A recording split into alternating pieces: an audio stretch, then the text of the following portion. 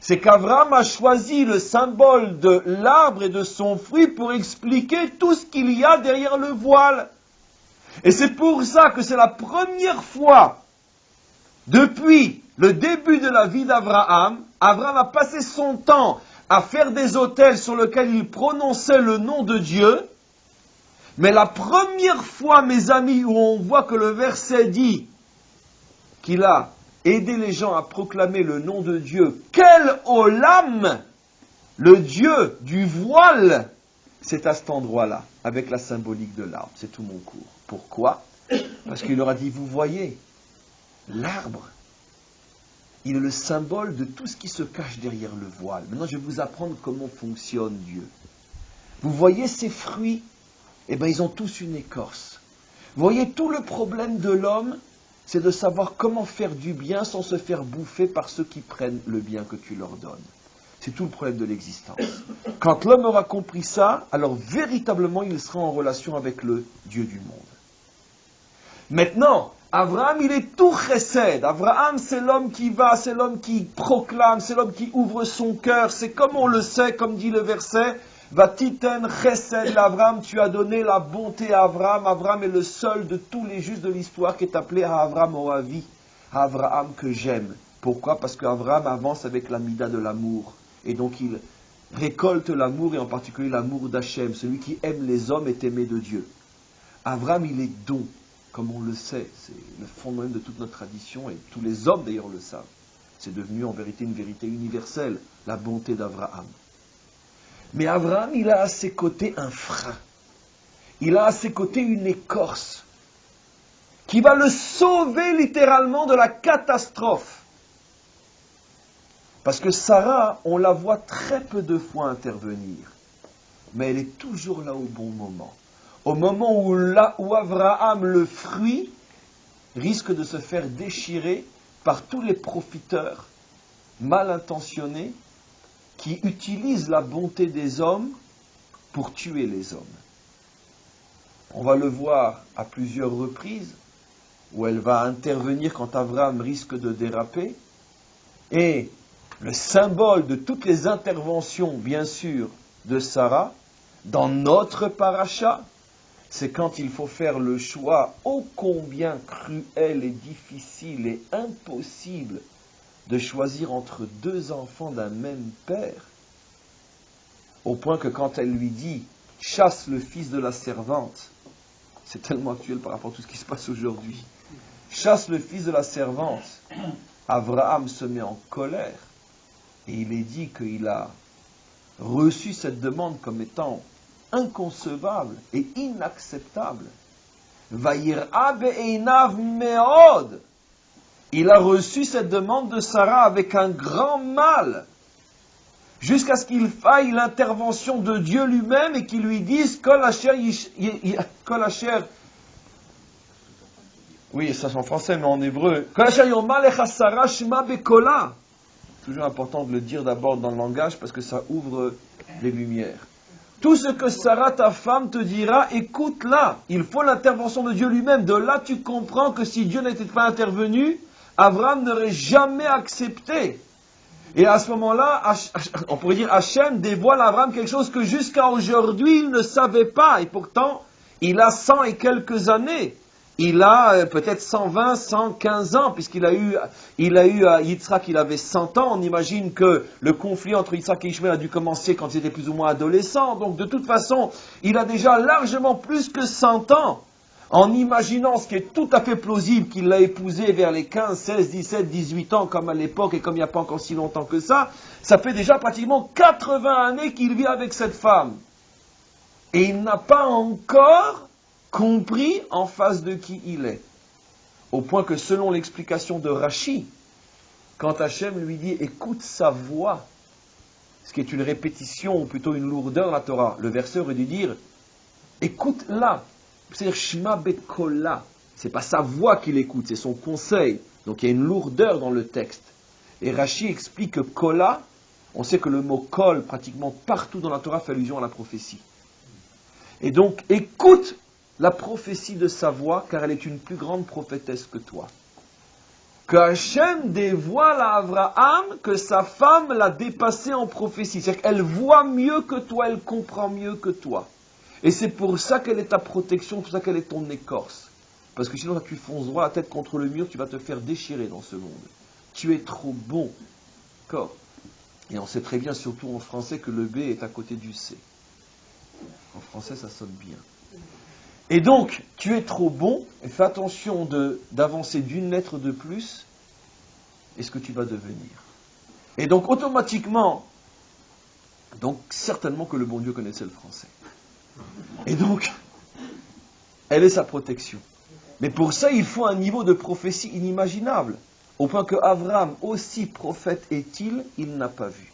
Maintenant, je vous pose la question, mes amis. Qu'est-ce que Sarah a le courage de faire? Quelque chose, elle prend un risque inimaginable. Si Dieu n'intervient pas, elle a rayé sa vie. Elle est morte, elle est finie. Elle va être retenue dans l'histoire comme une mégère, une sale femme. Je vais vous raconter l'histoire de ça, vous allez comprendre. Prends la servante, parce que par le mérite que je te permets d'avoir un enfant avec elle, d'accord, peut-être que par ce mérite-là, moi aussi j'aurai un enfant de toi. Très bien. Prends la servante, elle a un enfant.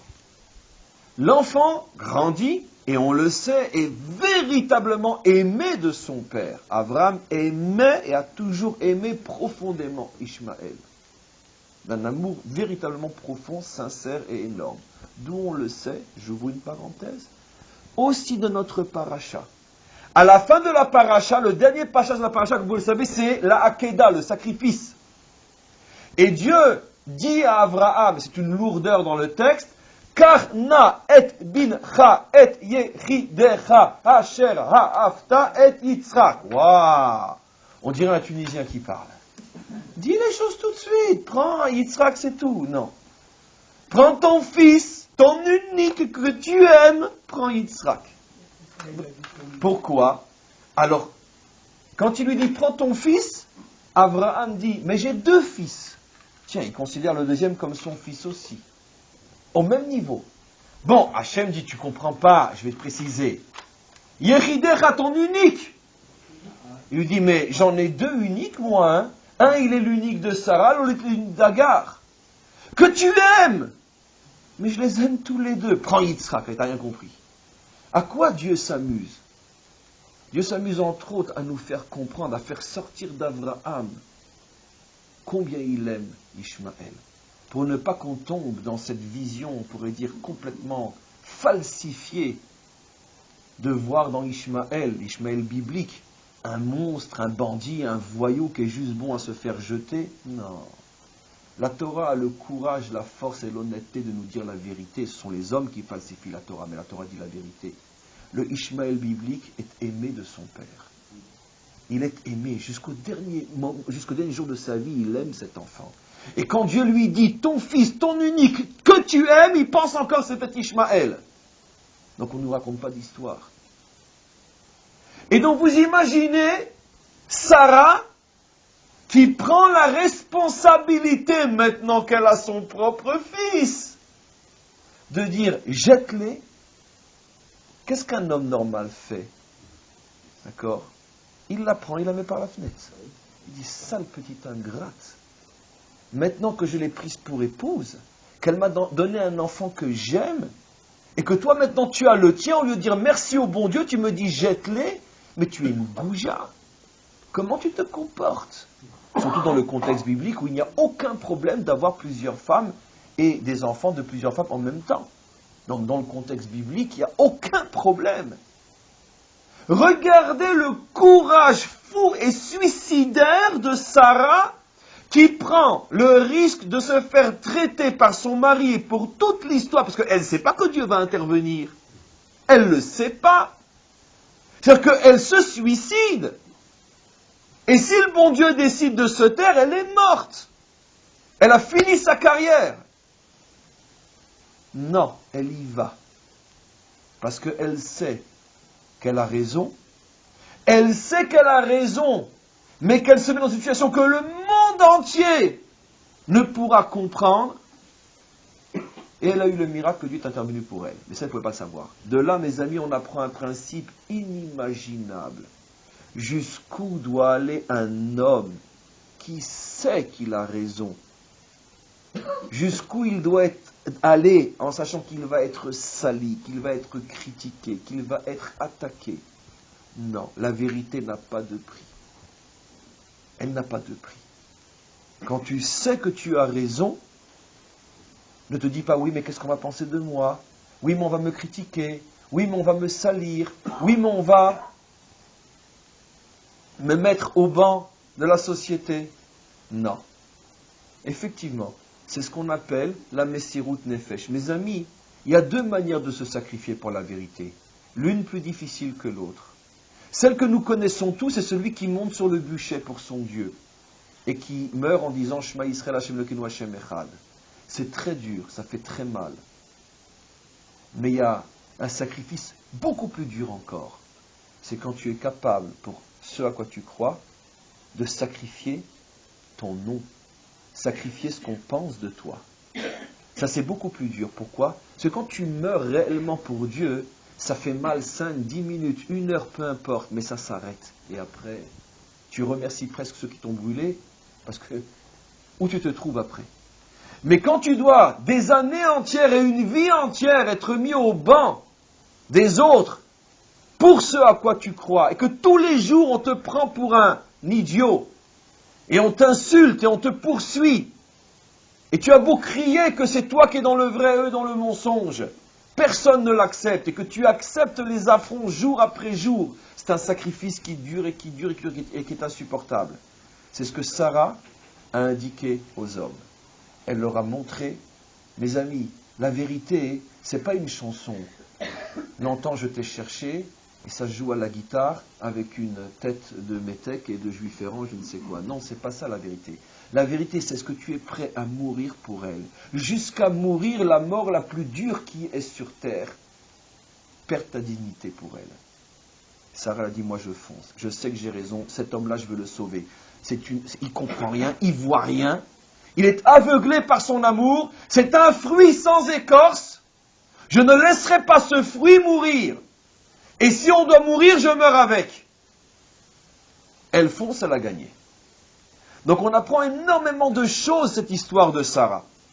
On apprend déjà qu'un homme doit être prêt à salir son nom et ne pas avoir peur du qu'en dira-t-on pour la vérité.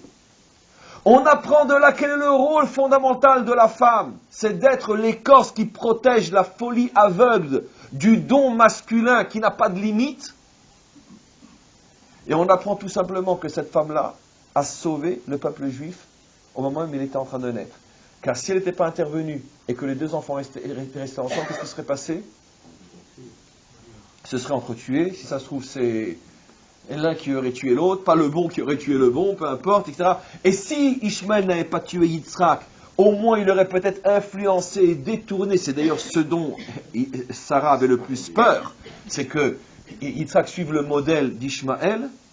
Et donc tout ça a fait que, quoi qu'il en soit, elle a véritablement sauvé le peuple juif. Mes amis, ce dont le monde, surtout occidental, manque le plus aujourd'hui, c'est de femmes. Des hommes, disons bien, il en a, en veux-tu, en voilà. D'accord? Des combattants de la liberté, de la tolérance, des grandes idées, des trucs, des machins, au nom d'eux, au nom d'eux, au nom d'eux. Peu importe si sur le terrain les gens font le contraire de ce qu'ils disent. Mais en tous les cas, des idées masculines, il y en a, en veux-tu, en voilà dans le monde occidental. Trouvez-moi une femme. Trouvez-moi quelqu'un capable de se lever en sachant que sa réputation est finie, que tous les journaux vont le prendre pour cible, que toutes les télévisions ne vont parler que de lui, et dire, regardez ce fanatique, cet intolérant, ceci, ce ça, ce rétrograde, tout ce que vous voulez, qui est prêt à se salir par amour du monde et pour sauver le monde. Vous n'en trouverez pas. C'est très difficile. Aujourd'hui, la première chose qu'un homme fait, si je parle, qu'est-ce qu'on va dire de moi? Et donc, finalement, le monde se tait et la folie continue. Et qui c'est qui en profite? Dans notre civilisation, comme à l'époque de la Torah, c'est Ishmaël. Ishmaël a eu en face de lui une Sarah. Sarah lui dit, mon petit, ça ne va pas se passer comme ça. tu ne profiteras pas de la bonté de ton père pour faire ce que tu veux chez nous. D'accord? Si tu respectes mes lois et que tu considères que les lois de la tolérance sont respectables, alors tu as une place au milieu de moi. Mais si tu te sers des lois de la tolérance pour nous imposer les lois de l'intolérance, alors dégage, tu n'as pas de place chez moi. Qui c'est qui a le courage de dire ça aujourd'hui, mes amis? Rien que pour moi, ce que je viens de dire, ça va m'attirer un déluge de violence et de gros mots sur le site, par exemple. Mais bien sûr. Mais il n'y a pas de Sarah dans ce monde. Il n'y a pas de Sarah. Parce que s'il se lève une Sarah hollandaise, ou une Sarah belge, ou une Sarah française, ou une Sarah anglaise, ne parlons même pas d'une Sarah anglaise, mais elle n'avait même pas fini de parler qu'elle est déjà mise au banc de la société. Qu'est-ce que fait Ishmaël? Il dit à son père, à son pays d'accueil, Abraham, continue à me donner, continue à me donner, continue à me donner. T'es bon, mais qu'est-ce que t'es bon, mais qu'est-ce que t'es bon, mais continue à me donner. Et quand tu m'auras tellement donné que tu te seras tellement affaibli, tu dégages, je prends la place et tu vas voir moi si je vais donner. Ça veut dire que toute cette histoire-là nous concerne. Rapporter à Israël, c'est tellement évident. Bien sûr. Mais bien sûr, Israël aujourd'hui, c'est tout le problème qu'on a, ce n'est que ça.